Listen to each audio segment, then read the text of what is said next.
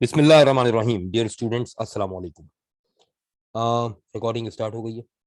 अच्छा जी, MA in English literature की इस क्लास में हम हिस्ट्री ऑफ इंग्लिश लिटरेचर पढ़ रहे हैं।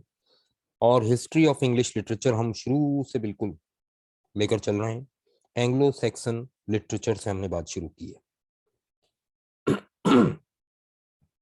एंग्लो सैक्सन लिटरेचर के बारे में हमने लास्ट टाइम डिस्कस किया था कि it was very simple literature, क्योंकि जाहिर है कि एंग्लो सैक्सन लिटरेचर हमें मिलता है बिल्कुल एंड के दौर में, जब लैटिन लिटरेचर आ चुका था इंग्लैंड में, रोमन्स आ गए थे। तब हमें उससे पहले का जो लिटरेचर है वो सिर्फ सुना और सुनाया जाता था। उसमें रिटन मटेरियल हमें शाज़ो नादिर मिलता है। तो बहरहाल फिर भी कुछ ना कुछ तो मिला है जिसके ऊपर हम बात करेंगे आज। आइए स्क्रीन शेयर करता हूँ, मैं अपने नोट्स खोल रहा हूँ।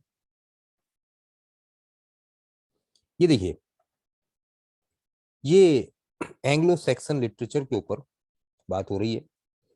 तो मैं चैट खोल लेता हूँ, सवाल हो तो पूछ लीजिएगा।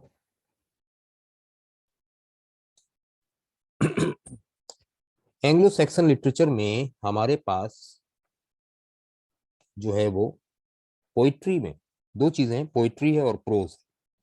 पोइट्री में तीन किस्म की पोइट्री है, हीरोइक, एलिजियक और लिरिक। हीरोइक में जाहिर है कि हीरोइज्म शो किया गया है, तो एक स्टोरी है जो सुनी और सुनाई जाती थी, बेवुल्फ। बेवुल्फ जो है ये हीरो का नाम है और हीरोइक पोइट्री है। और उस जमाने की बात है जब एपिक्स लिखे जाते थे ग्रीक में। तो ये भी एक टाइप ऑफ एपिक समझ लीजिए, एपिक तो नहीं कहेंगे हम फुल फॉर्म में, लेकिन उसी टाइप की है। दास्तान है, तवील मंजूम दास्तान है, नज्म की शक्ल में। एलिजियक किसे कहते हैं? तो एलिजी कहते हैं मरसिए को। एक ऐसी नज्म जिसमें किसी बहुत ही अफसोसनाक सानहे पर शायरी की जाती है। और ये तवील नज्म जो है ये मरसिए की तरह है, दी सी फेरर। और जाहिर है कि उस वो जमाना था जब समंदर पे लोग सफर करने जाते थे, समंदर में सफर किया करते थे और जहाज डूब जाते थे, लोग मर जाते थे। तो इसी तरह की दास्तान है समंदर के सफर करने वालों पर। लिरिक ये वो हैं जो सॉन्ग्स की तरह गाए जाते थे, ठीक है ना। और अमूमन इसमें जो है वो रिलीजियस टच होता था। तो ये कैडमन पोइट का नाम है जिसने लिखी थी हिम। अच्छा, हिम जब हम कहते हैं तो हिम का मतलब क्या है? जैसे हमारे यहाँ खुदा की तारीफ में हम्द होती है, इस तरह से अगर क्रिश्चियन हिस्ट्री में जाएं तो हिम्स लिखे जाते हैं, पढ़े जाते हैं। तो हिम जो है उसमें वो अपने खुदा की तारीफ करते हैं, ठीक है ना। तो ये हिम जो रिलीजियस पोइट्री है, यूं समझ लीजिए कि हिम जो है रिलीजियस पोइट्री हुआ करती थी उस जमाने में। इसके अलावा प्रोज है। प्रोज में लैटिन लैंग्वेज में लिखी गई है, बीड ने लिखी है। Beed is the name of the writer. History of the English church and people, ठीक है। तो ये ऑब्वियसली सिक्स सेंचुरी के बाद लिखी गई है, क्योंकि सिक्स सेंचुरी में तो इंग्लैंड में पहला चर्च वजूद में आया था। सिक्स सेंचुरी में 597 AD, that was the last few years of the 6th century. Canterbury Church was built in the south of England. That was the city of Canterbury. Now this city is called Kent, Kent, Kent. इसी का पुराना नाम है Canterbury. And Canterbury Church is revered by the Christians of Central Europe very much as the first Christian church in England. तो जाहिर है कि बीड ने जो है वो history of English church and people जो है वो ऑब्वियसली लिखी है सिक्स सेंचुरी के बाद, ठीक है। सिक्स सेंचुरी में तो चर्च बना है, क्रिश्चियनिटी की तबलीग शुरू हुई है इंग्लैंड में। फिर एक बुक आती है हमारे पास, ओल्ड इंग्लिश। अच्छा, ओल्ड इंग्लिश बुक का नाम नहीं है। ओल्ड इंग्लिश वो लैंग्वेज है जो लैटिन से इंग्लिश जब बन रही थी, तो पहली किताब history of English church and people ये लैटिन लैंग्वेज में थी जो रोमन्स बोला करते थे, और दूसरी किताब जो है वो ओल्ड इंग्लिश में लिखी गई, यानी कदीम अंग्रेजी में लिखी गई है, जिसे आर्काइक इंग्लिश भी कहते हैं, दी एंग्लो सैक्सन क्रॉनिकल। ये क्रॉनिकल है। क्रॉनिकल किसे कहते थे? ये छोटे छोटे मैगजीन्स की शक्ल में निकला करते थे और वो लोग पढ़ते थे सारे। ये कोई एक बुक नहीं है, ठीक है ना। बहरहाल ये तो हमने डिस्कस की है थोड़ी सी लिटरेचर के अंदर जो चीज़ें मशहूर हैं उस ज़माने के। और अब हम आइए देखते हैं, लास्ट टाइम हमने अपना लेक्चर छोड़ा था इस बात पर कि बेवुल्फ क्या है, बेवुल्फ की स्टोरी क्या है। अच्छा, ये स्टोरी हम क्यों पढ़ें? तो दो वजूहत है। नंबर एक तो ये कि बेवुल्फ के ऊपर बाज़ औक़ात क्वेश्चन आ जाते हैं।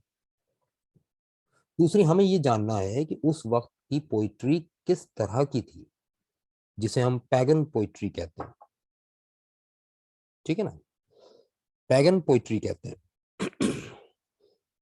तो ये पैगन का जो वर्ड इस्तेमाल होता है ये हीदन के लिए होता है। हीदन, मैं यहाँ लिख रहा हूं,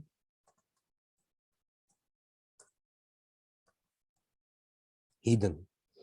और ये कौन है? ये पॉलीथिस्टिक होते हैं, यानी कई कई खुदाओं को मानने वाले लोग होते हैं, या आसमानी मजहब को मानने वाले लोग नहीं होते।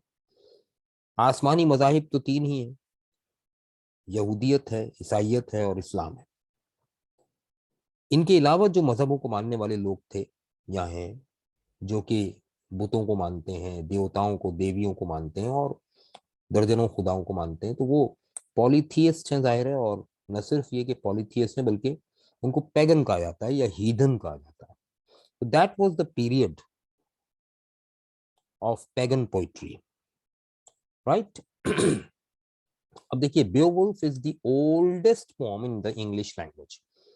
इंग्लिश लैंग्वेज में लिखी जाने वाली सबसे कदीम पोइट्री है बेओवुल्फ। सबसे पुरानी, सबसे कदीम पोम है बेओवुल्फ, ठीक है। इससे पहले का लिटरेचर हमें नहीं मिलता, और ये भी आखिरी दौर में लिखी गई। शुरू में तो ये भी सिर्फ जबानी जबानी सुनी और सुनाई जाती थी, ठीक। It is the most important specimen of Anglo Saxon literature. जब हम एंग्लो सैक्सन लिटरेचर की बात करते हैं तो अहम तरीन नुस्खा हमें यही मिलता है एंग्लो सैक्सन पोइट्री पर डिस्कस करने के लिए। जब हम एंग्लो सैक्सन पोइट्री के ऊपर डिस्कस करते हैं, अमूमन सवाल आता है हिस्ट्री के पेपर में, एंग्लो सैक्सन पोइट्री पर जब डिस्कस करते हैं तो बेओवुल्फ का रेफरेंस दिए बगैर हम कोई बात नहीं कर सकते। And also the oldest surviving epic in the English language. देखिए, मैंने अभी आपसे कहा था कि एपिक, एपिक कहते हैं तवील दास्तान को जो नज्म की शक्ल में लिखी जाए। इसे इंग्लिश में हम डिफाइन करेंगे, epic is a long narrative poem. Long narrative poem को कहते हैं। लॉन्ग तवील है, नैरेटिव दास्तान की शक्ल में, पोम नज्म की शक्ल में। It consist of more than 3000 lines, 3000 lines थी इसमें। It had been passed from mouth to mouth for 100, ये हमने पढ़ लिया था, रिवाइज हो रहा है ये जबानी। अच्छा, ये डबल क्लास होगी आज, याद रखिएगा, ठीक है। पिछली कसर निकालेंगे हम, मैक्सिमम इसमें करेंगे। तो माउथ टू माउथ, हमारे यहाँ उर्दू में कहते हैं सीना बसीना, ये दास्तान सैकड़ों सालों तक सुनाई जाती थी। 10th सेंचुरी में जाकर या 9th सेंचुरी के एंड में जाकर इसको लिखा गया पहली बार, ठीक। The main stories in the poem are based on the folk legends of the primitive northern tribes. कदीम शुमाली इलाका जात के जो कबीले थे उनकी लोक दास्तानें हैं, आपस की दास्तानें हैं, उनको इसमें बयान किया जाता था। रुथगर, king of the Danes, has built near the sea a mad hall. ये मीड हॉल नहीं, मैड हॉल है, कॉल्ड ह्योरोट। ये ही उस जमाने के किंग का नाम है, और जिसने बनाया था एक मेड हॉल। मेड हॉल किसे कहते हैं? तो मेड हॉल एक तरह का बड़ा सा किला नुमा महल होता है, जो बहुत ही फोर्टिफाइड होता है, और उसमें हर किस्म की जो है लॉर्ड डेस्टिनी, मीनिंग अभी कहाँ आया लफ्ज भाई, अभी तो आया नहीं है। तो right, the king of the Danes. Danes कौन थे? डेनमार्क। डेनमार्क छोटा मोटा मुल्क नहीं था जैसे आज है। उस जमाने में डेनमार्क डेन कहलाता था, और यहाँ के बादशाहों ने इंग्लैंड पर भी हुकूमत की है, ठीक है ना। तो बहुत बड़ी रियासत थी। तो किंग ऑफ डेन्स जिसका नाम था रुदगर, उसने मेड हॉल बनाया था समंदर के किनारे। बहुत बड़ी किला नुमा महल था, और इसका नाम रखा था Europe. It is the most splendid hall in the world. दुनिया में सबसे आलीशान हॉल था ये। Every night the king and his thanes gather there to feast and enjoy the songs of the gleeman. हर रात किंग और उसके जो दरबारी होते थे, टेन्स का मतलब यहाँ के दरबारी, सारे जमा होते थे जश्न मनाने के लिए, और खाना पीना चलता था, पीना पिलाना चलता था, और वो सॉन्ग्स वगैरह गाया करते। ग्ली मैन कहते हैं उन लोगों को उस जमाने के लिहाज से, जो अमूमन दास्तान कहते हैं कहानी को यार, लोक दास्तान, LOK, लोक उर्दू में। ग्ली मैन कहते हैं उस जमाने के उन लोगों को जो खुश करने का काम किया करते थे, गा के बजा के लतीफे सुना के, इस तरह से ये सारे जो हैं लोग जमा हुआ करते थे। तो एक तरह से अय्याशियों का अड्डा था ये। अगर मेड का मतलब देखें आप, MEAD, मेड, तो ये एक किस्म की शराब का नाम है। तो मेड हॉल नाम से आप समझ गए होंगे किस तरह का हॉल होगा। एवरी नाइट, अच्छा, one night after they have gone to sleep, एक रात जब ये सब के सब सो गए, तो क्या हुआ? तो हुआ ये कि अ फ्राइटफुल मॉन्स्टर कॉल्ड ग्रैंडल कम्स। एक खौफनाक किस्म का मॉन्स्टर, भूत, ड्रैगन टाइप का, वो आ जाता है। He breaks into the hall. Break into का मतलब है घुसना, वो घुस गया हॉल में। Kills 30 of the sleeping warriors. अब 30 दरबारी फौजी सो रहे थे, उनको खा गया वो, मार दिया उसने। Carries off their bodies and devours them in his lair under the sea. उसने उठाई उस 30 अफराद की बॉडीज और ले गया कहाँ? समंदर में अपने रिहाइश पर।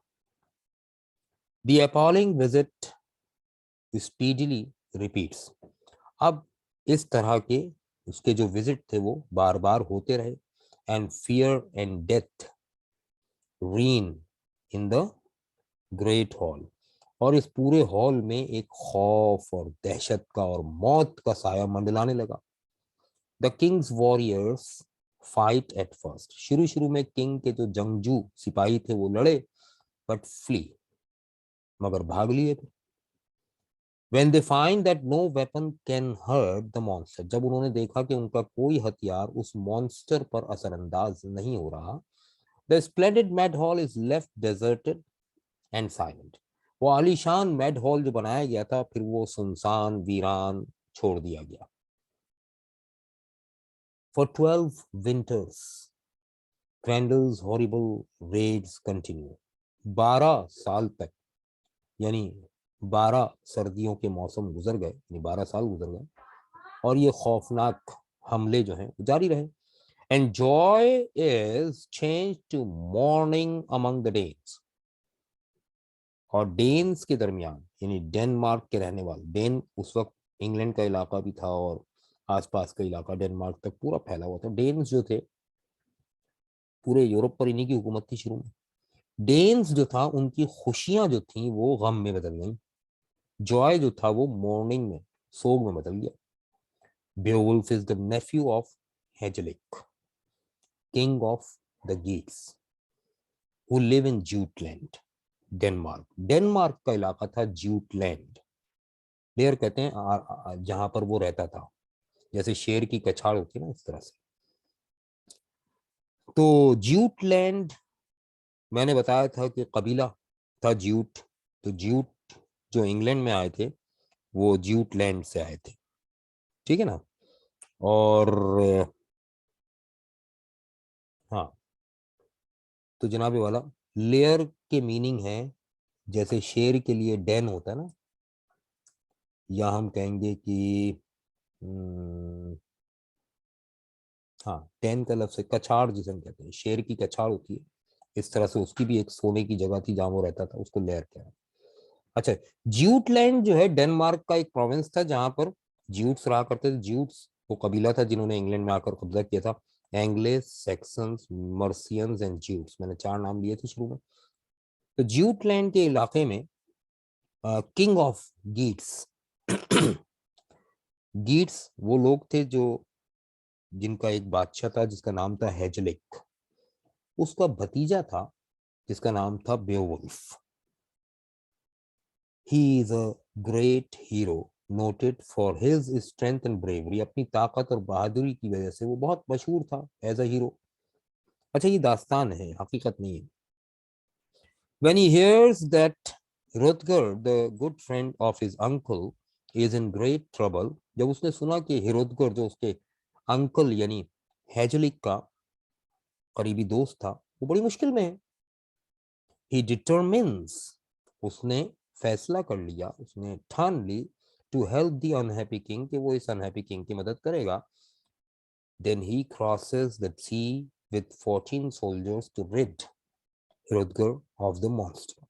फिर उसने समंदर पार किया और इस तरफ आया, इंग्लैंड की तरफ, और डेन्स की तरफ आया, और 14 सोल्जर्स वो अपने साथ लाया था समुद्री रास्ते से, हिरोदगर की मदद करने के लिए, उसकी जान छुड़ाने के लिए उस मॉन्स्टर से।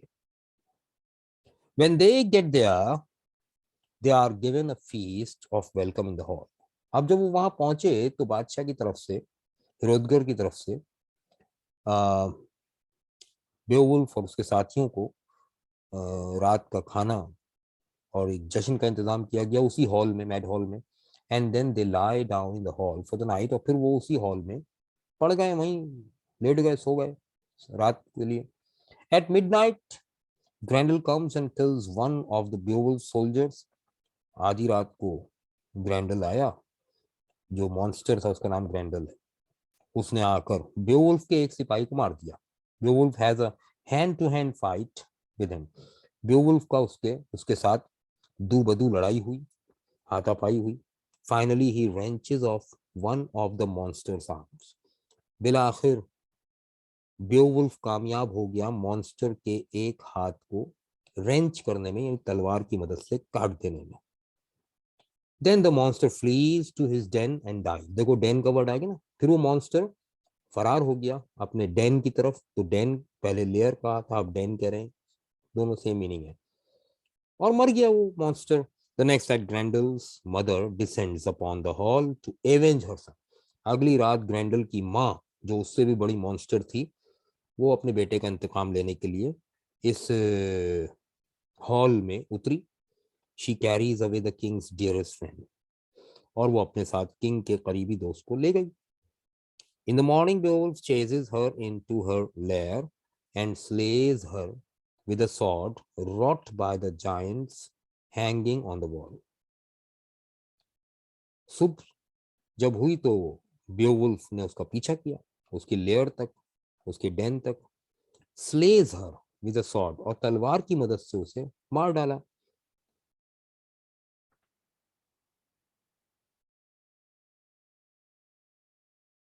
wrought by the giants hanging on the wall, और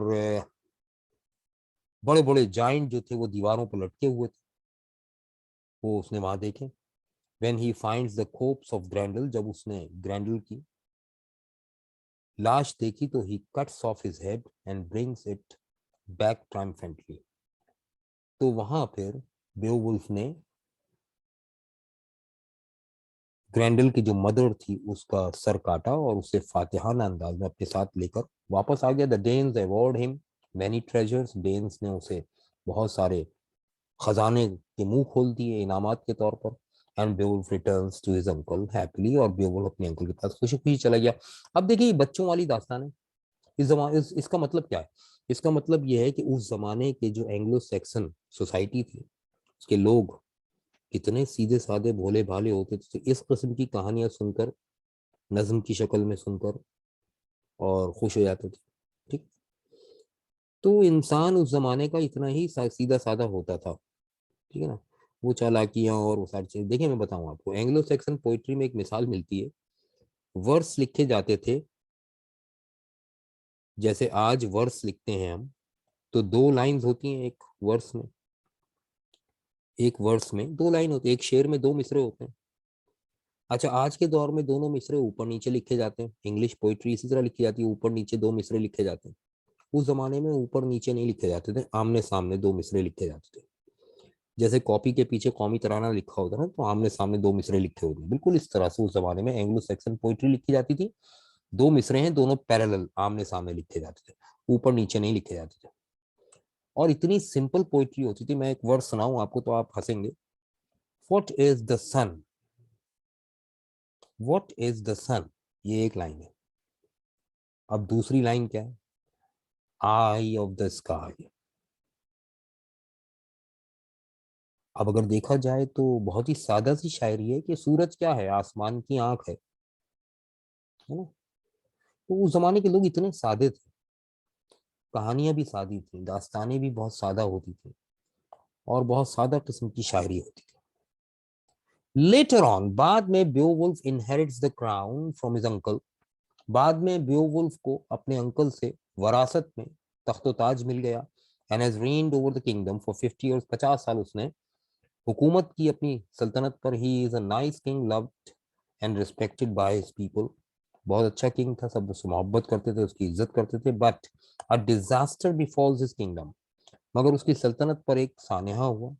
अ fire spewing dragon that lives on a mountain begins to devastate the land of his kingdom. आग उगलने वाला एक ड्रैगन, एक ड्रैगन जो मुंह से आग निकालता था, वो हमला किया उसने पहाड़ी के ऊपर से उसकी जमीनों पर, और सारी जमीनों को जला के राख कर दिया। Because it thinks somebody has stolen a golden cup from the mountain cave। कहा जाता था कि आ, उस ड्रैगन का काम ये था कि पहाड़ों में 300 साल से एक गोल्डन कप था, सुनहरा प्याला था, जिसकी हिफाजत वो ड्रैगन करता था, और किसी ने वो वहां से चुरा लिया। तो वो इस जमीन पर इसलिए बार बार हमला करता था। Therefore the angry dragon determines to punish the people of the kingdom. उसने तय कर लिया कि मैं इस किंगडम के लोगों को सजा दूंगा, उस ड्रैगन ने। It spews fire every day to burn the land and kill the people. अब रोज ड्रैगन आया करता और वहां के लोगों पर अपनी मुंह से आग उगलता था और वहां के लोगों को जलाकर राख कर देता था। To save his people from this disaster, with 11 chosen warriors, the aged king goes to fight against the dragon. अब जाहिर है कि बेवुल्फ भी बुढ़ा हो चुका था। अपने साथ 11 जंगजू साथियों को लेकर वो पहाड़ी की तरफ गया उस ड्रैगन से लड़ने, अपनी कौम को बचाने के लिए। In the end the dragon is killed. आखिर में बेवुल्फ उस ड्रैगन को मार देता है। But Beowulf is severely wounded during the battle. मगर इस जंग में बेवुल्फ खुद भी शदीद जख्मी हो जाता है। He dies a heroic death. और बेवुल्फ खुद जानिसारी की मौत मरता है, हीरोइक डेथ मरता है। The poem ends with the scene of the grand funeral held for the hero by his people. और इस पोम की आखिरी लाइंस में जो है दिखाया गया है कि किस तरह से लोगों ने अपने इस अजीम हीरो की तदफीन और उसको दफन किया। Writing features of the pome. अब इस नज्म के जो राइटिंग फीचर्स हैं, जो तहरीर की खसूसियात हैं, वो क्या है? It is not a Christian but a pagan poem. ये कोई ईसाइयत की दास्तान नहीं है, बल्कि ये हीदन कल्चर की कहानी है, नज्म है। Despite the Christian flavour given to it by the monastery, scribe who wrote it down. अब चूंकि ये सुनी और सुनाई जाती थी, लेकिन आपको पता है कि 9th और 10th सेंचुरी में इसे लिखा गया। अच्छा, 9th और 10th सेंचुरी में जब इसे लिखा जा रहा था तो उस वक्त इंग्लैंड में कैंटरबरी चर्च डेवलप हो चुका था, और उस जैसे कई चर्च डेवलप हो चुके थे जो कैंटरबरी चर्च के अंडर में काम करते थे। मोनेस्ट्री का लफ्ज इस्तेमाल हुआ है, मैं ये वजाहत करना चाहूंगा यहाँ पर क्योंकि ये लफ्ज नया है आपके लिए। देखिए, जब कैंटरबरी चर्च बना, अब मैं यहाँ पे थोड़ी सी चैप्टर को यहाँ रोक कर एक्सप्लेन कर रहा हूँ मोनेस्ट्री को। इंग्लैंड में जब सबसे पहले कैंटरबरी चर्च बना, कैंट में, कैंटरबरी में, जो अब कैंट कहलाता है, तो ये एक चर्च था। और जो एंग्लो सैक्सन फ्यूडल लॉर्ड्स थे, उनकी चूंकि जागीरदारी को चैलेंज कर रहा था, तो वो हमले किया करते थे इस चर्च पर। इस चर्च को बचाने के लिए सबसे पहली कुर्बानी, अपनी जान की कुर्बानी देने वाला शख्स जो था, वो चर्च का फादर था, जिसका नाम था सेंट थॉमस बेकेट। आज भी वहां सेंट थॉमस बेकेट की कब्र चर्च के चर्चयार्ड में, सहन में बनी हुई है। और पूरे यूरोप से, इंग्लैंड से खास तौर से, लोग कैंटरबरी चर्च में सेंट थॉमस बेकेट की कब्र पर नजराने चढ़ाते हैं जा जाकर, और इसकी जियारत पर जाते हैं, और कहते हैं कि वहाँ सोने और चांदी के सिक्के या जेवरात जब नजराने के तौर पर चढ़ाए जाते हैं तो उनकी दुआएं कबूल होती हैं। ये उनका अकीदा है आज भी, खास तौर से रोमन कैथोलिक्स का। अब उस वक्त तो इंग्लैंड में सिर्फ रोमन कैथोलिक्स ही थे, जो रोमन क्रिश्चियनिटी लेकर आए थे वही थे। तो उनके यहाँ निज़ाम ये था, अब मैं निज़ाम समझा रहा हूँ, जरा समझिएगा रोमन कैथोलिक्स का उस जमाने का, कि कैंटरबरी चर्च था सबसे बड़ा चर्च। तो रोजाना उसमें इबादत हुआ करती थी। एंग्लो सैक्सन पीपल जो है आकर बैठ जाते थे और गौर से देखा करते थे, सुना करते थे चर्च में जो जो बातें हो रही। एक बड़ा जो बैरियर था रोमन्स और एंग्लो सैक्सन्स के दरमियान, that was the language barrier. The Romans spoke Latin, Anglo Saxon people used Anglo Saxon dialect. They could not understand Latin language. तो चर्च के अंदर क्लर्जीमैन, यानी जिसे हमारे यहाँ खतीब भी कहते हैं, बाइबल पढ़ता था, वो लैटिन में होती थी। And the Anglo Saxon people could not understand even a single word of that Bible in Latin because they didn't know the Latin language. At last, the Romans, the Roman monks and nuns decided to adopt a new method of preaching. They made a stage in the church. And when biblical incidents, any incidents discussed in the Bible, were read by the clergymen in Latin language, the Roman monks and nuns used to come onto the stage and tried to act and perform upon the verses which were read by the clergymen. अभी उर्दू में भी explain कर दूंगा मैं. In this way, most of the Anglo-Saxon people could understand, were able to understand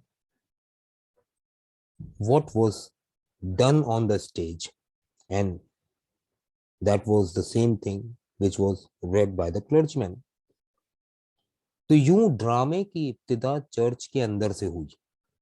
English literature में ड्रामे की इब्तिदा church के अंदर से हुई. पहला ड्रामा चर्च में हुआ, और ये ड्रामा करना वक्त की ज़रूरत थी. एंग्लो सैक्सन दायरे लैटिन लैंग्वेज नहीं जानते थे, तो जब क्लर्जीमैन लैटिन लैंग्वेज में बाइबल में मौजूद नबियों के और नेक लोगों के वाकयात पढ़ता था, तो मॉन्क्स एंड नन्स जो होते थे वो आकर स्टेज पर एक्ट करते थे उस पर, और एक्टिंग और इशारों के साथ एक्टिंग करते थे ताकि एंग्लो सेक्सन्स की समझ में तो आए कि क्या पढ़ा जा रहा है। ऐसे प्लेस को कहा जाता था मिस्ट्री प्लेस। Mystery place.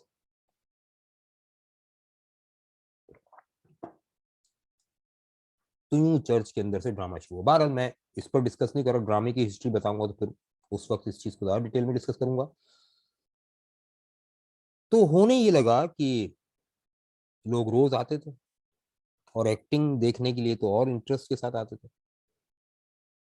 लेकिन फिर उन्होंने सोचा कि भाई हमें खेती बाड़ी भी करनी होती है, एग्रीकल्चरल फार्म्स भी हैं उनके, और जानवरों को, माल मवेशी को भी देखना होता है, घर बार भी देखना होता है। तो उन्होंने कहा भाई रोज रोज का मत रखो। तो ये तय हुआ कि एवरी संडे आप आ जाया करें। तो फिर पूरे हफ्ते इबादत कैसे करेंगे?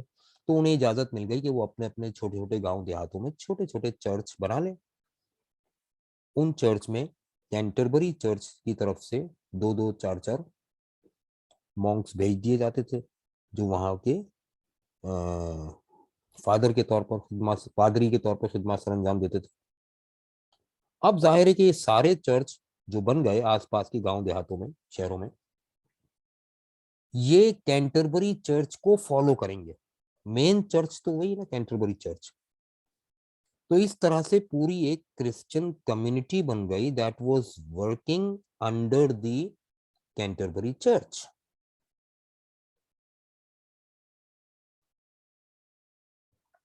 ऐसी क्रिश्चियन कम्युनिटी को रोमन कैथोलिक्स के यहाँ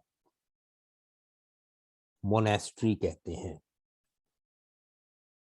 अब मोनेस्ट्री समझ में आ गई तो मैं आगे बढ़ूं? थोड़ा मुश्किल कॉन्सेप्ट था, मैंने बड़ी समझाने वाले अंदाज में बताया है। अगर समझ में आ गया तो मैं आगे बढ़ूं, या कोई सवाल है तो कर लें। Hmm. Yes. Any question? Briefly explain. अच्छा, अब्दुल ये बताओ ब्रीफली का मतलब क्या होता है?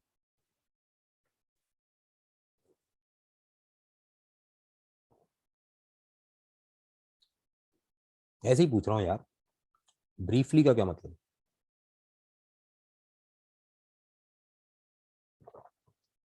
In short. शुक्र है यार तुम्हें मालूम है, क्योंकि बहुत से लोग ब्रीफली का मतलब समझते हैं तफसील से। ब्रीफली का मतलब होता है खुलासा, मुख्तसरन। थैंक यू भाई। और बुरा नहीं मानना, मैंने सबको बताने के लिए पूछा है तुमसे। हम्म। तो बहुत से बच्चे जो है ना ये समझते हैं कि ब्रीफली का मतलब होता है इन डिटेल। ऐसा नहीं है। एक चर्च है कैंटरबरी चर्च, उसके अंडर में आसपास के गांव देहातों में छोटे छोटे छोटे चर्च बन गए। तो ये पूरी एक कम्युनिटी बन गई।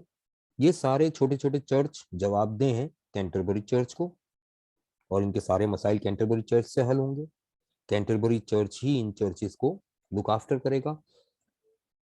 ये पूरी एक मोनेस्ट्री बन गई। अब सुनो, एक चर्च में आमतौर पर कितने लोग होते हैं? देखो, जैसे हमारे यहाँ मस्जिद में एक मौज़न साहब होते हैं, एक इमाम साहब होते हैं, एक खतीब साहब होते हैं, एक जो होते हैं मस्जिद के खजांची होते हैं, एक वो मस्जिद के जो हैं लुक आफ्टर करते हैं, साफ सफाई का ख्याल रखते हैं। तो एक कमेटी सी बन जाती है।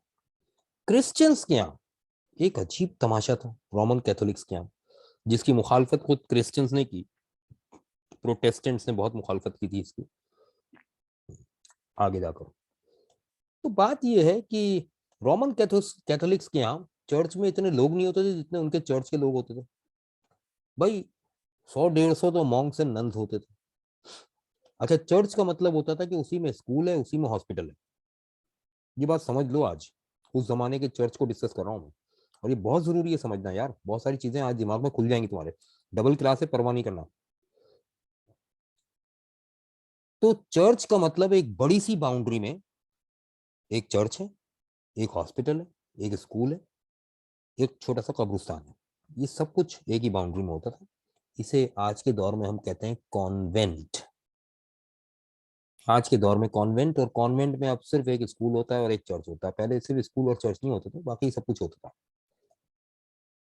अब लोग इलाज कराने जा रहे हैं तो कॉन्वेंट में जा रहे हैं, वहां वहीं हॉस्पिटल है चर्च के अंदर। अब हॉस्पिटल के अंदर मरीजों की तीमारदारी कौन करेगा? तो ये जो नन्स होती थी, नन वो लड़कियां हैं जो अपनी पूरी जिंदगी वक्फ कर देती हैं रिलीजन के लिए। ना वो शादी करती हैं, ना वो किसी से मेल मिलाप, ना कुछ, जमाने से दूर। हॉस्पिटल में मरीजों की निगरानी के लिए वो होती थी। अच्छा, नन्स चूंकि उनसे शादी नहीं कर सकते थे, तो इसलिए लोग उनको इज्जत से, एहतराम से सिस्टर कहते थे। नन जब तक जवान है वो सिस्टर कहलाती है, बूढ़ी होने के बाद वो मदर कहलाती है। जैसे इंडिया में मदर टेरेसा मशहूर है, तो पहले वो भी किसी उम्र में नन हुआ करती थी, फिर वो सिस्टर हुआ करती थी, बड़ी हो गई तो वो नन की वो मदर कहलाई। जैसे मॉन्क होते हैं तो एक एज तक तो वो मॉन्क कहलाते हैं, फिर बड़े हो जाते हैं तो फिर वो फादर कहलाते हैं। ठीक है ना? तो आज हम बता रहे हैं कि जो कॉन्वेंट में जो हॉस्पिटल होता था, उसमें मरीजों की निगहदाश्त के लिए जो खवातीन चर्च से जाती थी, जो नन्स जाती थी, वो जाकर मरीजों की तीमारदारी करती थी नर्स के तौर पर। उन्हें वहां एहतरामन सिस्टर कहा जाता था, क्योंकि वो नन्स होती थी। ये रिवाज आज तक कायम है। आप किसी हॉस्पिटल में चले जाएं, नर्स को सिस्टर कह के पुकारते हैं। ये रिवाज उसी दौर का है। समझ में आई बात? कैथोलिक, ये फिरका है क्रिश्चियंस का सबसे पुराना, कैथोलिक। दूसरा है प्रोटेस्टेंट। 100 से ज्यादा फिरके हैं, गिनवाऊंगा सारे आगे चलकर। हम मुसलमानों में इतने फिरके नहीं जितने क्रिश्चियंस में हैं। और हम मुसलमानों के फिरके आपस में इतने दुश्मन नहीं है जितने क्रिश्चियंस में। हम लोग तो दुश्मनी है ही नहीं, सारे फिरके एक जैसे हैं। ठीक है ना? हम मुसलमानों में जो फिरके हैं उसकी बुनियादी वजह है कि, है ना, इतने सारे फिरके हैं मुसलमानों में। अहले हदीस हैं, अहले सुन्नत हैं, अहले तशय्युं हैं, और बहुत सारे हैं, बरेलवी, देवबंदी वगैरह वगैरह। तो मैं बता दूं आपको कि ये इस्लाम की खूबसूरती है। अब रसूलुल्लाह सल्लल्लाहु अलैहि वसल्लम ने हाथ यहाँ बांध कर भी नमाज पढ़ी है, यहाँ भी हाथ छोड़कर भी नमाज पढ़ी है। रफ़ा यदैन किया भी है, नहीं भी किया। तरावी कभी पढ़ी है, कभी छोड़ भी दी है। और ऐसे बहुत से मसाइल हैं जिनमें फ़र्क है मुख्तलिफ फ़िरक़ों में। अब सुने मेरी बात। कुछ लोग एक तरीके को फॉलो करते हैं, कुछ दूसरे को। अच्छा, फ़र्क यही है, हम झगड़े यही है। कोई यहाँ हाथ बांधता है, कोई यहाँ हाथ बांधता है, कोई यहाँ हाथ बांधता है, कोई हाथ छोड़ता है, कोई सलाम फेरता है, कोई सलाम नहीं फेरता, कोई, है ना? ये फ़र्क सब में है। लेकिन एक बात सुने, सब तरीके रसूलुल्लाह सल्लल्लाहु अलैहि वसल्लम ने के ही हैं, किसी और के नहीं है। अल्लाह ताला अपने महबूब सरवरे कायनात, आखिरी नबी मोहम्मद मुस्तफ़ा सल्लल्लाहु अलैहि वसल्लम की एक एक अदा से ऐसी मोहब्बत करता है, ऐसी मोहब्बत करता है कि वो नहीं चाहता कि उसके महबूब की कोई अदा जमाने से मिट जाए। वो कयामत तक अपने महबूब की हर अदा को जिंदा रखना चाहता है। ये इतने मुख्तलिफ फिरके इसलिए हैं कि गुलदस्ता मुख्तलिफ रंगों के फूलों, मुख्तलिफ खुशबुओं के फूलों के मिलने से ही वजूद में आता है। वरना गुच्छा बनता है फूलों का। गुलदस्ता उसी वक्त कहलाता है जब मुख्तलिफ रंगों, मुख्तलिफ खुशबुओं के फूल एक खास अंदाज में एक दूसरे के साथ मिलकर एक तरतीब बनाएं। और ये यूनिफिकेशन जो है फूलों की, ये कहलाता है बुके, गुलदस्ता। इस्लाम एक खूबसूरत गुलदस्ता है इतने सारे रंग बिरंगे फिरकों का। ये लड़ने के लिए नहीं है, ये इस्लाम को खूबसूरत बनाते। इख्तिलाफ, मजहब में इख्तिलाफ, नजरियाती इख्तिलाफ होना तो अच्छी बात होती है। ठीक है ना? और इख्तिलाफात होते हैं तो मसाइल हल होते हैं। ठीक है ना? तो ये मुख्तलिफ क्रिश्चियनिटी में जो फिरके बने हैं वो इस बुनियाद पर नहीं बने हैं। क्रिश्चियनिटी में जो बुनियाद है वो लोगों ने जाति अनाद और नफरतों की वजह से बनाए हैं फिरके, इसलिए उनके दरमियान लड़ाई झगड़े हमसे ज्यादा हैं। मीडिया उनके कंट्रोल में है, इसलिए मीडिया पर वो आता है जो वो चाहते हैं। मीडिया पर वो आता है जो वो चाहते हैं। वो चाहते हैं कि हमारी बुराइयां दिखाई जाएं और उनकी बुराइयां छुपाकर अच्छाइयां दिखाई जाएं। तो सारी दुनिया में वही चीजें खबरों में गर्दिश करती हैं और लोग हमें बुरा कहते हैं, उनको अच्छा कहते हैं, वरना हकीकत इसका बरक्स है। ये बात हम सब समझ जाएं तो लड़ाई झगड़े खत्म हो जाएंगे ना यार। और है भी नहीं लड़ाई झगड़े यार कोई ऐसी, फरोई मामलात में इख्तिलाफ। बहरहाल ये तो इस्लामियात का लेक्चर बन गया। वापस आता हूँ अपने टॉपिक पर। तो रोमन कैथोलिक्स जो थे ना, उनके यहाँ चर्च में एक भीड़ होती थी, 100 150 तो होते थे मॉन्क्स एंड नन्स। फिर कोई मॉन्क या नन, मॉन्क सीरियस सीनियर हो जाता था तो वो मॉन्क से बड़ा बन जाता था, उसे कहते थे समनर। समनर कौन होता है? समन का मतलब है बुलाना, समनर बुलाने वाला। जैसे हमारे मौजन, तो इज़्न का मतलब है हुक्म देना, अजान का मतलब बुलावा है ना। और मौजन क्या है? बुलाने वाला। तो इसी तरह उनके यहाँ भी समनर, जो चर्च की तरफ लोगों को बुलाता है, दावत देता है। फिर समनर से बड़ा होता है, तो कई समनर्स होते हैं एक चर्च में, बड़े चर्च में। फिर समनर्स के बाद उनसे बड़ा होता है जिसे हम कहते हैं पार्सन। पार्सन कौन होता है? जो मुबल्लिग होता है, वो जगह जगह जाकर तबलीग करता है, मकसद चंदा इकट्ठा करना होता है। उससे ऊपर होता है पार्डनर। पार्डनर कौन होता है? जो लोगों की कन्फेशन सुनता है कि भाई मुझसे ये गुनाह हो गया, मैं इसका एतराफ करता हूँ। तो पार्डनर जो है वो सुनने के बाद बताएगा इतनी सोने की अशरफियां चर्च में जमा करा दो, तुम्हें पोप का लिखा हुआ माफीनामा मिल जाएगा, ये गुनाह तुम्हारा माफ। ये माफीनामा कब्र में रख देना, कयामत के दिन फरिश्ते देख लेंगे। ये रोमन कैथोलिक्स का मजहब है। फिर पार्डनर से ऊपर होते थे क्लर्जी। क्लर्जी मैन वो होते थे जो चर्च में इतवार के इतवार खुतबा देते थे, ये क्लर्जी मैन होते थे, खतीब। फिर इससे ऊपर होते थे बिशप, जो इन सब के हेड होते थे। और बिशप्स कई होते थे, उन सब का जो हेड होता था वो कहलाता था आर्क बिशप। वो आर्क बिशप उस चर्च का हेड होता था। अब कैंटरबरी चर्च का जो आर्क बिशप होता था वो सिर्फ कैंटरबरी चर्च का हेड नहीं होता था, बल्कि कैंटरबरी चर्च की जो मोनेस्ट्री वर्क कर रही है, अब मोनेस्ट्री में बता चुका हूं, जो पूरी कम्युनिटी है, आसपास के गांव देहातों के छोटे छोटे चर्च जो उसके अंडर में आते हैं, उन सब का भी वो हेड होता था। और वो कहलाता था एबट। Abbott, ABBOT, Abbott. और ये Abbott of, Abbott her monastery का होता था। तो अगर मैं आगे बढ़ूं तो 12th और 13th सेंचुरी तक पहुंचते पहुंचते इंग्लैंड में कई मोनेस्ट्रीज डेवलप हो चुकी थी। हर मोनेस्ट्री का एक एबट होता था। ये बात समझ में आ रही है? हर मोनेस्ट्री का एक एबट होता था। फिर हम जब आते हैं 1603 में, 1603, that was the year of the death of Queen Elizabeth I and the beginning of the King James I. King James one की बादशाहत का आगाज था। That was 1603। उस वक्त इंग्लैंड में 106 मोनेस्ट्रीज थी। 106 मोनेस्ट्रीज थी, ठीक है। हर मोनेस्ट्री का एक एबट होता था, तो 106 एबट थे।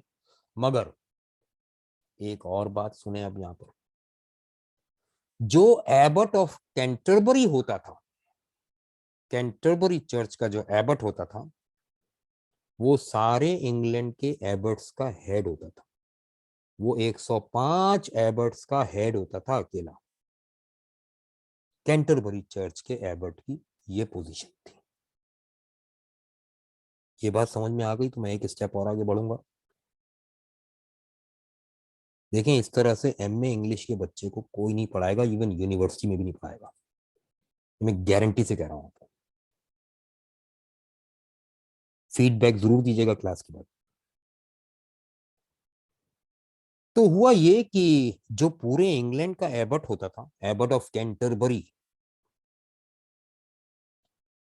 पोप ऑफ रोम, जो चर्च ऑफ रोम में बैठता था और पूरी दुनिया के क्रिश्चियंस का मजहबी पेशवा होता था, ठीक है ना, तो वो नंबर वन होता था, pope.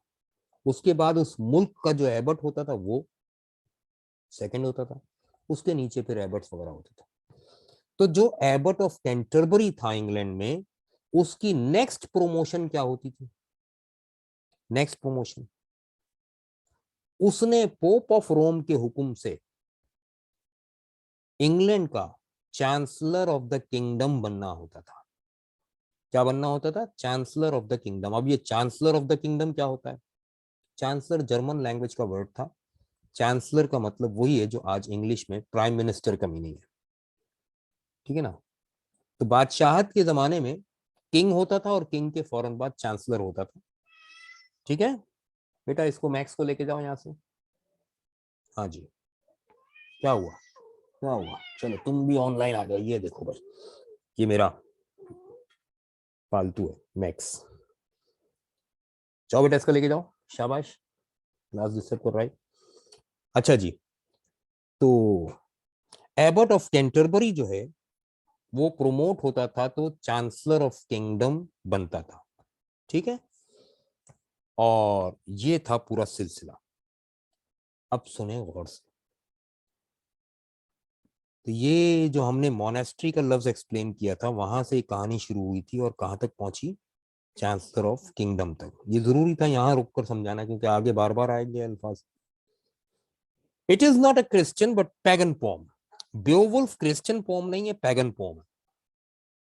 Despite the Christian flavor given to it by the monastery scribe who wrote it down.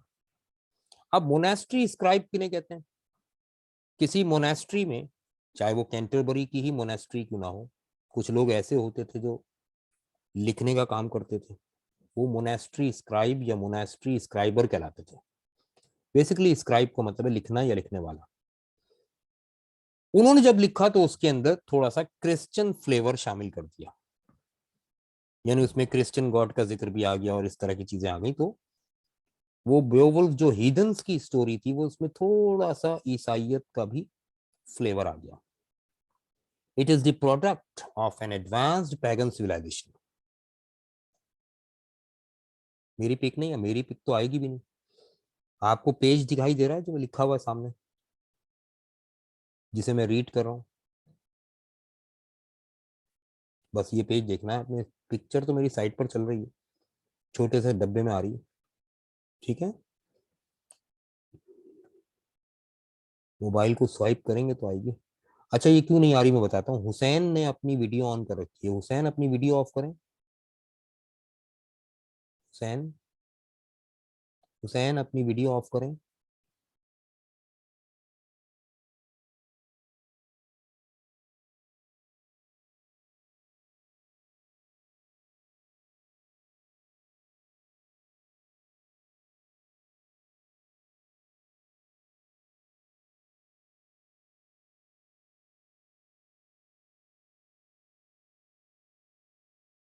चले, अब आ रही है मेरी वीडियो, मेरी तस्वीर एक कोने में आ रही है।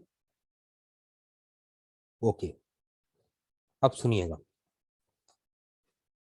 तो ये पैगन सिविलाइजेशन की बनाई हुई कहानी थी। Basically the whole poem presents to us an all round picture of the tribal society. इस पोम को पढ़ने से फायदा क्या होता है कि एंग्लो सेक्सन्स का जो ट्राइबल सोसाइटी थी, कबायली मुआशरा था, वो पूरी तरह से खुलकर सामने आता है। The social conditions and customs can be clearly seen in the pome. जो मुआशरती हालात थे और जो उनके रस्म रिवाज थे वो भी वाजे तौर पर सामने आते हैं पोम के अंदर। इस पोम के ऊपर बहुत सी मूवीज बनी है यूट्यूब पर, एंग्लो सेक्सन पीरियड की जो पोइट्री वगैरह है, तो वो जो उसके ऊपर मूवीज बनी हुई हैं ओल्ड एजेस की, वो मैं यहाँ डिस्कस नहीं करूंगा, खैर आप लोग खुद ही देख लीजिएगा, वो डिस्कस करने के काबिल नहीं है, ठीक है ना। तो वो पूरा कंडीशंस इसके अंदर बेवुल्फ में डिस्कस होती है। It helps us a lot when we study the primitive society of Europe. अब हम अगर यूरोप की कदीम मुआशरे को, प्रिमिटिव सोसाइटी को स्टडी करना चाहें तो Beowulf is a good thing to help us. So the poem has a great social significance. इस पोम की मुआशरती अहमियत बहुत ज्यादा है। फिर इसके बाद हम देखते हैं the use of strong stresses and the predominance of consonants are notable in the poetical lines। जो लाइंस हैं, मैं आपको लाइंस भी दिखाऊंगा आगे चलकर, कुछ लाइंस अभी दिखाऊंगा मैं आपको। उन लाइंस के अंदर अगर आप देखें तो कॉन्सोनेंट्स की भरमार है, वॉवल्स कम है। जैसे आज हम लिखते हैं ना, बहुत सारे वर्ड्स तो बीच में वॉवल्स आते हैं, जब भी तो वर्ड बनते हैं। वॉवल क्या है? Word maker. उस जमाने में ऐसा नहीं था, कॉन्सोनेंट्स की भरमार होती थी, वर्ड खुद ही बना लिया करते थे लोग। जैसे नोटेबल लिखा है, इसमें से अगर मैं ओ और ए निकाल दूं या आखिर का ई निकाल दूं, तब भी वो वर्ड एज इट इज रहेगा। तो इस तरह की चीज, तो पोइटिकल लाइंस में। और स्ट्रेसेस जो थे, वो स्ट्रेसेस जो थे, मैंने शुरू की क्लासेस में बताया था, स्ट्रेस किसे कहते हैं, राइम किसे कहते हैं, और आयम्बिक पैटर्न किसे कहते हैं। तो स्ट्रेसेस जो थे वो बहुत ज्यादा थे और बड़े स्ट्रॉन्ग थे, यानी उनको जब सुनाया जाता था तो बहुत स्ट्रॉन्ग स्ट्रेसेस होते थे बाज वर्ड्स के ऊपर। Each line is divided to halves. एक लाइन दो टुकड़ों में ऐसे डिवाइड होती थी, तो ये दो मिसरे हम आमने सामने हुआ करते थे। Each half is made to have two heavy stress. एक हाफ में दो हैवी स्ट्रेस होते थे।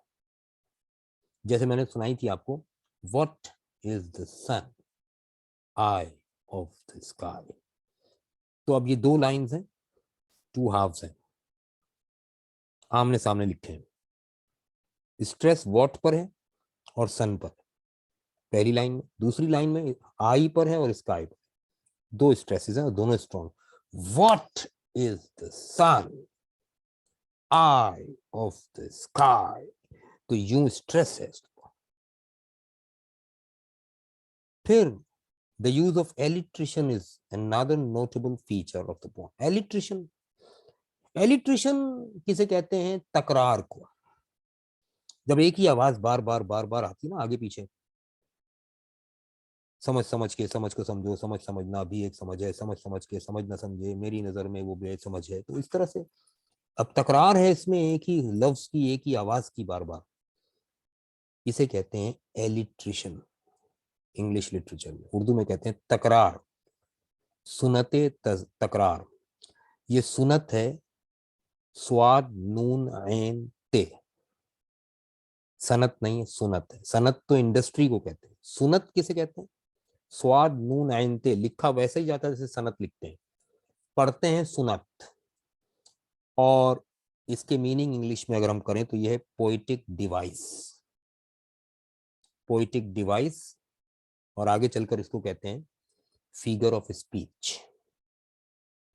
तो फिगर ऑफ स्पीच या पोइटिक डिवाइस, तकरार, एलिट्रेशन उर्दू में कहलाती है सुनते तकरार। कहीं होती है सुनते तजाद, कहीं होती है सुनते तशबी, कहीं होती है सुनते इस्तिआरा, कहीं होती है सुनते तलमीह, कहीं होती है सुनते तमसील। इस तरह इंग्लिश में भी होती है।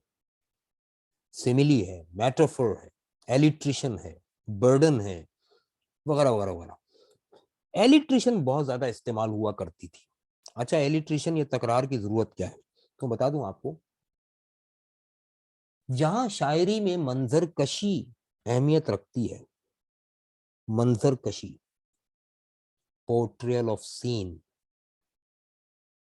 where there is the portrayal of scene gets importance in the poetry, you have to use stresses and alliterations and metaphors।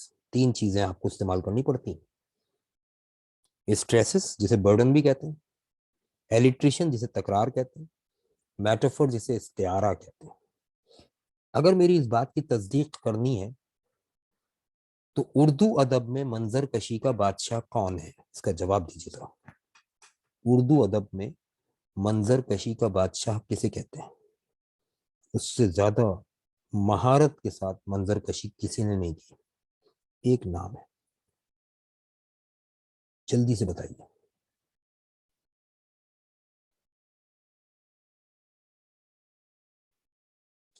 दबिस्तान Lucknow से ताल्लुक है उसका, जिसने करबला पर शायरी की है। कौन है शायर, का नाम तो बताओ। मीर अनीस। मीर अनीस। जब वो मरसिया लिखता है तो अल्फाज में तलवारों की झनकार सुनाई देती है, मैदान में दौड़ते हुए घोड़ों की टाप सुनाई देती है। उसके अल्फाज का चुनाव ऐसा है, तशबीहात और इस्तिआरे ऐसे हैं कि समझना मुश्किल होता है। जैसे प्यासे थे नखले गुलशन जहरा जो आब के, प्यासे थे नखले गुलशन जहरा जो आब के, शबनम ने भर दिए थे कटोरे गुलाब के। अब ये इस्तिआरे की जुबान है, वरना करबला में गुलाब के फूल नहीं खिल रहे थे, शबनम नहीं गिर रही थी, नखल का वजूद नहीं था। नखल कहते हैं खजूर के दरख्त को, नखल कहां से आ गए वहां? दरिया के किनारे कभी शबनम नहीं गिरा करती। समझने वाला समझेगा मीर अनीस, नखले गुलशने जहरा के गुलाब किसे कह रहा है, ठीक है ना? तो तशरीह ही अलग हो जाएगी उसकी। इसी तरह से जहां कोई वाकया सुनाया जाता है, वहां अल्फाज में तशबीहात, इस्तिआरे, तकरार का इस्तेमाल जरूरी हो जाता है। ठीक, खैर वापस आइए। तो the use of alliteration is another notable feature of the poem. शायरी का एक अहम फीचर है एलिट्रिशन। वो आपको बहुत मिलेगा, बहुत ज्यादा मिलेगा इसमें। किसमें? बेवुल्फ में। Three stressed syllables of each line, हर लाइन में तीन तीन स्ट्रेस्ड सिलेबल्स हैं, आर अरेंज्ड इन एलिट्रेशन, और एलिट्रेशन के साथ, तकरार के साथ, which makes the whole line even more emphatic, जिसकी वजह से वो लाइन बहुत इम्फेटिक हो जाती है, बाअसर हो जाती है, मौसर हो जाती है। अब सुने मेरी बात, एक छोटी सी पोम है इंग्लिश में, मैं एलिट्रेशन की इंग्लिश से भी मिसाल दे दूं आपको। From a railway carriage, poet का नाम बताएगा कुछ? फ्रॉम अ रेलवे कैरेज, बहुत आसान पोम है, 9-10 की क्लास में पढ़ाई जाती है आमतौर पर। faster than ferries, faster than witches, houses and hedges, hedges and ditches. अब देखिए, वो बता रहा है, इसका पोएट है रॉबर्ट लुई स्टीवनसन। कौन पोएट है इसका? Robert Louis Stevenson, Scottish poet है, इंग्लिश पोएट्री लिखी है उसने।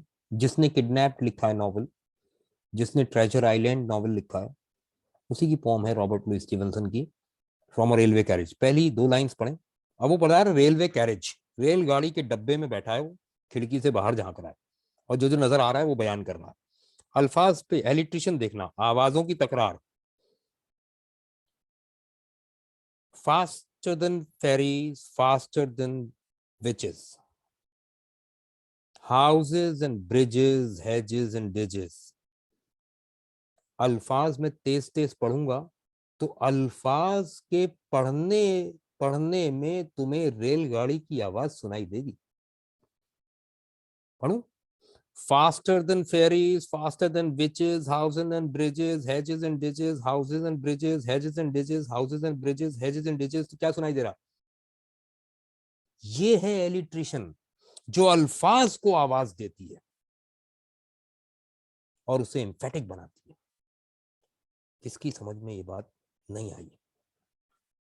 बेटा लिटरेचर है, आसान नहीं है, हर एक के बस की बात नहीं है। खाला जान का घर नहीं है लोहे के चने चबाना है। It is not a piece of cake, it is a hard nut to crack. कहने को सब लिटरेचर पढ़ाने वाले आ जाते हैं, आसान नहीं है। अब आइए,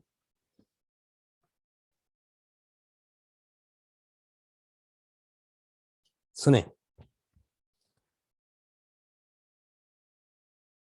अब क्या हुआ इसके बाद, नंबर 4, ये पोइट्री की इंपॉर्टेंट फीचर्स बताए जा रहे हैं, इंपॉर्टेंट फीचर्स।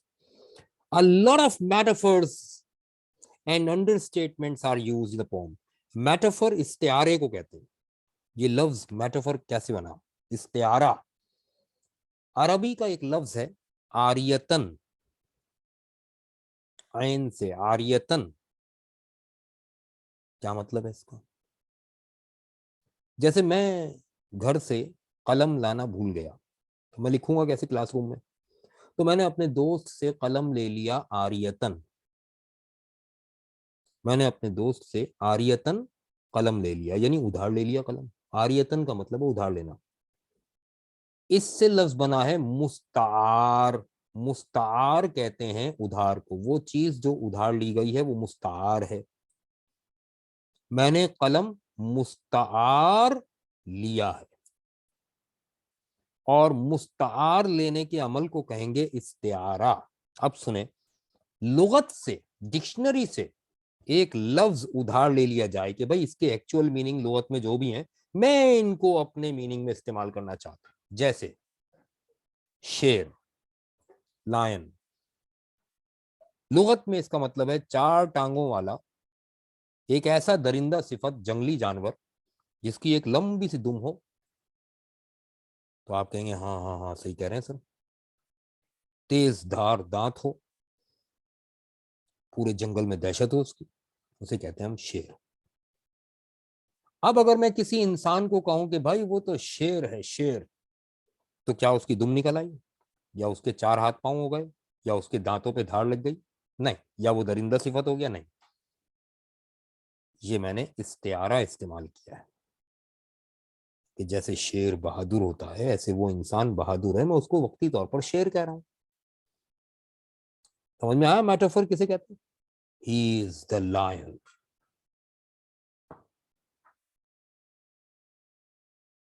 हाँ जी, सिर्फ एक अब्दुल जवाब दे रहे हैं, बाकी सब सो रहे हैं लगता है। बाकी लोग हैं भी या चले गए? ऐसे तो नहीं बोर होके चले गए, पता नहीं क्या उल्टा सीधा पढ़ा रहे हैं सर, यार हम तो जा रहे हैं। जी नरजिस फातिमा बताइए, समझ में आ रहा है?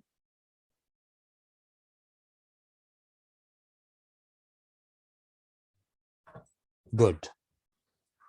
A lot of metaphors and understatements are used. Understatement क्या होता है कि अल्फाज कुछ हैं उसके अंदर मीनिंग छुपे हुए हैं। For example, the sea is called the whale road, the swan road. उस जमाने में शायरी में समंदर को सी नहीं कहते थे, सी नहीं कहते थे, वेल रोड या स्वान रोड कहते थे। अब देख लीजिए अंडर स्टेटमेंट है, ठीक है ना? भाई वेल रोड का क्या मतलब? जहां से वेल मछली गुजरती है, या स्वान रोड जहां पे राजहंस जिस रास्ते से गुजरते हैं। Soldiers are called shield man. Soldiers को क्या कहते थे? Shield man. Chieftains are called treasure keepers. Chieftain कौन? जो सरदार होते थे ना कबीलों के, वो ट्रेजर कीपर्स कहलाते थे। Human body is referred to as the bone house, हड्डियों का पिंजर या घर। God is called wonder wielder, यानी अजाइबात तख्लीक करने वाला, हैरान करने वाला। The monster is referred to as soul destroy. Religious poetry, Caedmon is the first known religious poem poet of England. यहां से हेडिंग चेंज होगी। हाँ जी, यहाँ आज बेओवुल्फ का लेक्चर कंप्लीट हुआ है। अब रिलीजियस पोइट्री की बात आएगी जिसमें कैडमन पोइट का नाम है, और उसने जो पोइट्री लिखी है that was the Historia Ecclesiastica. Bede's Historia Ecclesiastica. Ecclesiast कहते हैं चर्च को, और हिस्टोरिया इक्लिजियास्टिका का मतलब वही है जो ऊपर मैंने बताया था, the Christian, the history of Christian church. तो इंशाल्लाह नेक्स्ट क्लास में यहीं से अपनी बात शुरू करेंगे। ठीक है भाई, इस तमाम नॉलेज का सोर्स मुताला है, बुक रीडिंग। बेटे मेरी अपनी लाइब्रेरी है घर में इंग्लिश लिटरेचर की, और अब उसमें किताबें रखने की जगह नहीं है, तो जो बहुत कम इस्तेमाल की किताबें हैं वो मैंने 3 संदूकों में भर के रखी हुई है। किताबों से दोस्ती करो, इल्म तुम्हारे अंदर समा जाएगा, याद रखो। किताब से दूर होगे इल्म नहीं मिलेगा। ठीक, चलें जी आज यहाँ बस करते हैं। इंडियन लिटरेचर को भी, अच्छा इंडियन लिटरेचर से क्या मुराद, या या तो आप ये कहना चाह रही हैं कि हिंदुस्तान का लिखा हुआ अदब, या ये कहना चाह रही हैं कि इंग्लिश लिटरेचर पर इंडियन राइटर्स की लिखी हुई बुक्स। मेरा ख्याल है आप ये कहना चाह रही हैं इंडियन राइटर्स की लिखी हुई बुक्स जो इंग्लिश लिटरेचर पर लिखी गई। जैसे एक बुक बड़ी मशहूर है टी सिंह की, इंडियन राइटर है टी सिंह, उसने हिस्ट्री ऑफ इंग्लिश लिटरेचर लिखी है। हाँ अच्छा अच्छा अच्छा अच्छा। इंडियन लिटरेचर में इंडियन इंग्लिश लिटरेचर की बात होती है। इंडियन लिटरेचर में बताता हूँ, जैसे नाम आता है रुडयार्ड किपलिंग, इंडियन राइटर्स के बारे में, बिल्कुल सही है। उसमें 2 चीजें आती हैं, एक तो वो जो अंग्रेज हिंदुस्तान में पैदा हुए और हिंदुस्तान में मर गए, मगर वो अंग्रेज थे, उनका लिखा हुआ लिटरेचर इंग्लिश लिटरेचर तो है, मगर इंडियन इंग्लिश लिटरेचर है। मिसाल के तौर पर मैं नाम लेता हूँ, रुडयार्ड किपलिंग, जिसने नॉवल लिखा था किम, KIM, लाहौर में पैदा हुआ, लाहौर में मरा, था अंग्रेज। उसके नॉवल भी इंग्लिश लिटरेचर का हिस्सा, मगर इंडियन इंग्लिश लिटरेचर का। और नाम लेता हूं मैं आपके सामने, जैसे आपके जो हैं Hector Hugh Munro, he was born here in India and lived here until he died in London। तो उसने शॉर्ट स्टोरीज, पोइट्री वगैरह ये वो सब कुछ लिखा है। तो था वो अंग्रेज, लेकिन इंडियन इंग्लिश राइटर कहलाएगा। इंडियन और पाकिस्तानी राइटर्स हैं जिन्होंने पोइट्री भी की है और नॉवेल्स भी लिखे हैं इंडिया में, हिंदुस्तानी है वो, लेकिन उन्होंने इंग्लिश में लिखे हैं। ये सब इंडियन इंग्लिश लिटरेचर का हिस्सा है। अच्छी बात है, हम उसमें से भी डिस्कस करेंगे आगे चलकर, उसको भी डिस्कस कर लेंगे और उसको भी ले आएंगे अपने आउटलाइन में। एक चीज बता दूं, हिस्ट्री ऑफ इंग्लिश लिटरेचर की जो बुक है सबसे अच्छी, वो डेविड डैशे की है, डेविड डैशे। और इंटरनेट पे फ्री अवेलेबल भी है, अपलोड कर डाउनलोड करना है अपने मोबाइल में। दूसरी बुक जो है वो है लीगुई, LI या LEGUIS, लिगुइस लिखा जाता है, पढ़ा जाता है लीगुई। हाँ मैं लिख देता हूँ,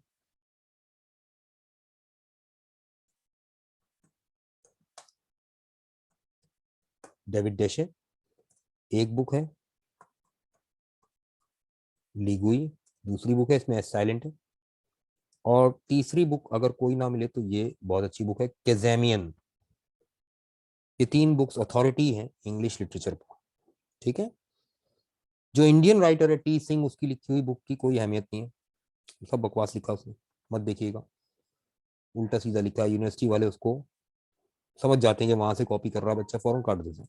ठीक है ना, चलें आज की क्लास यहीं रखते हैं, टाइम भी एंड हो रहा है, डबल क्लास हो गई है माशाल्लाह, कसर निकाल दी है मैंने भाई 1 हफ्ते की। ठीक है, विलियम जे जॉन्ग, हाँ जे लॉन्ग जो है अच्छा है, लेकिन अथॉरिटी नहीं है। अथॉरिटी तो वही लोग हैं जो मैंने नाम लिखे हैं, लेकिन अच्छा है विलियम जे लॉन्ग, गलत नहीं लिखता टी सिंह की तरह, आसान है लेकिन जे लॉन्ग जो है।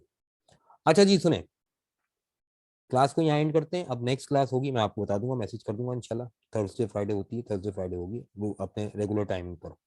थैंक यू वेरी मच, शाद रहें आबाद रहें, और ज़रूर ज़रूर ज़रूर फीडबैक भेजें व्हाट्सएप पर, मुझे पता चले कि मैं कैसा पढ़ा रहा हूँ भाई। थैंक यू, दुआ में याद रखें, शाद रहें आबाद रहें।